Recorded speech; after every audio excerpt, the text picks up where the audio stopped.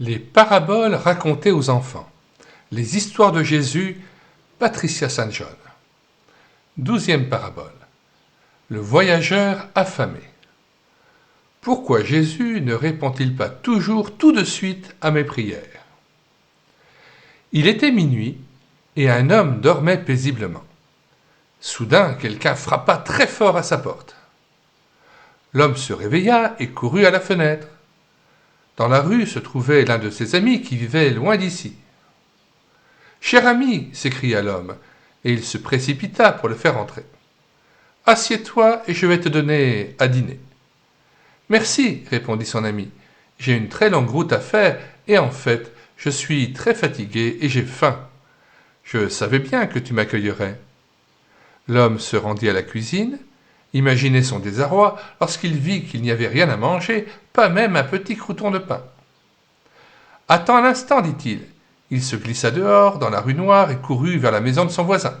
« Toc toc !»« S'il te plaît, ouvre-moi, mon ami vient d'arriver et mes placards sont vides. S'il te plaît, prête-moi 3 pains. »« Désolé, cria le voisin, nous sommes tous au lit et je ne veux pas sortir.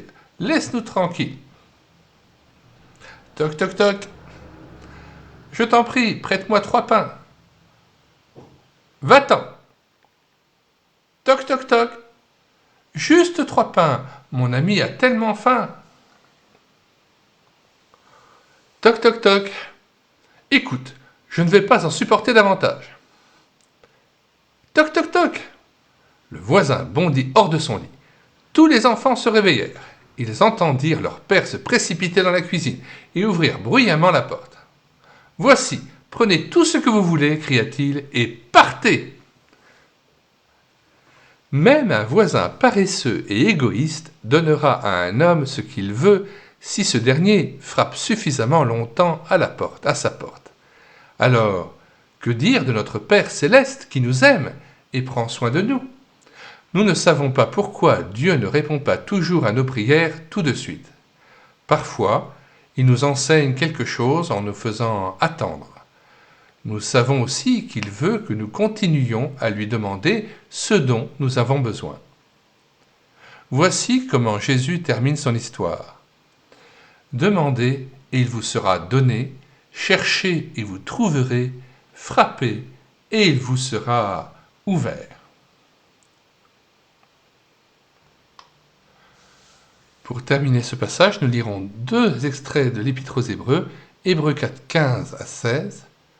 Car nous n'avons pas un souverain sacrificateur qui ne puisse compatir à nos faiblesses. Au contraire, il a été tenté comme nous en toutes choses, sans commettre de péché. Approchons-nous donc avec assurance du trône de la grâce, afin d'obtenir miséricorde et de trouver grâce pour être secourus dans nos besoins. Hébreux 10, 21 à 23. Et puisque nous avons un souverain sacrificateur établi sur la maison de Dieu, approchons-nous donc avec un cœur sincère, dans la plénitude de la foi, les cœurs purifiés d'une mauvaise conscience et le corps lavé d'une eau pure. Retenons fermement la profession de notre assurance, car celui qui a fait la promesse est fidèle. Nous terminons par la prière. Seigneur, tu nous dis que si nous avions une foi grosse comme ce grain de sénévé, nous pourrions déplacer une montagne et dire à cette montagne de se jeter dans la mer. Eh bien Seigneur, c'est toi qui augmentes en nous la foi, nous te la demandons ardemment.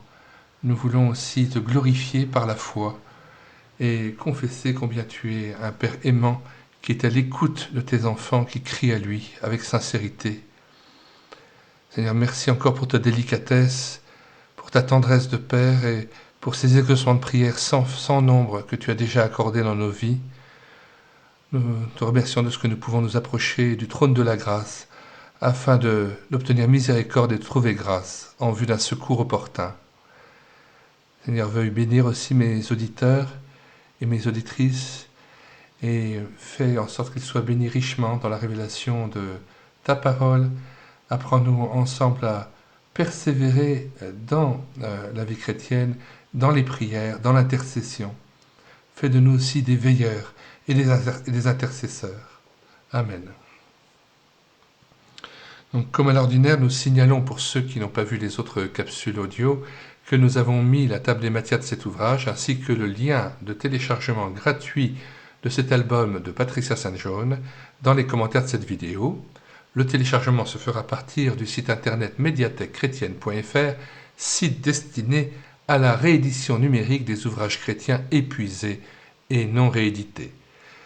Rendez-vous donc sur médiathèquechrétienne.fr, onglet livres, et vous avez donc accès gratuitement, sans vous inscrire, à 700 ouvrages que j'ai déjà numérisés et mis à votre disposition, ouvrages tous épuisés et non réédités d'ailleurs, comme l'était cet album de Patricia St. John.